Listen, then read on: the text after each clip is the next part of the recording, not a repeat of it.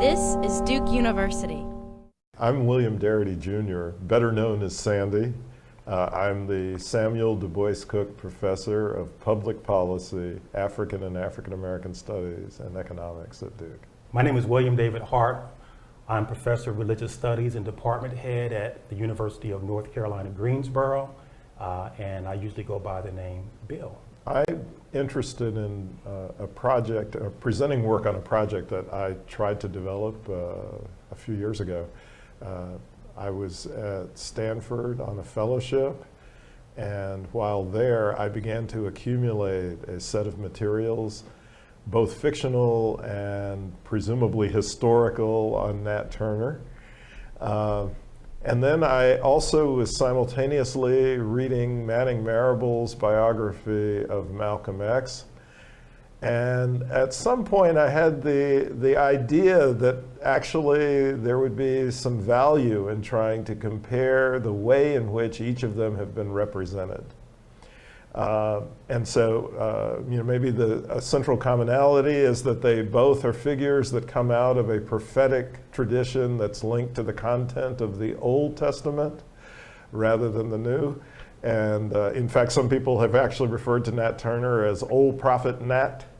But of course, Malcolm X's central mentor at the middle stage of his life was the prophet of the Nation of Islam, Elijah Muhammad. So there was kind of a very interesting set of parallels that could be drawn, particularly since both of these men are viewed as the bad black men who would countenance the use of violence in the cause of liberation, as opposed to the use of violence in white terror campaigns, which are typically in the cause of repression. I've been teaching a course on African American religious autobiographies, and actually also a course on religious autobiographies in the West for several years. And Malcolm X and his autobiography in particular figure prominently in both of those courses. And in fact, I wrote a book entitled Black Religion, in which Malcolm X is a central autobiographical figure in relation to two other black religious autobiographers. So I have a long-standing both pedagogical and research interest in Malcolm X.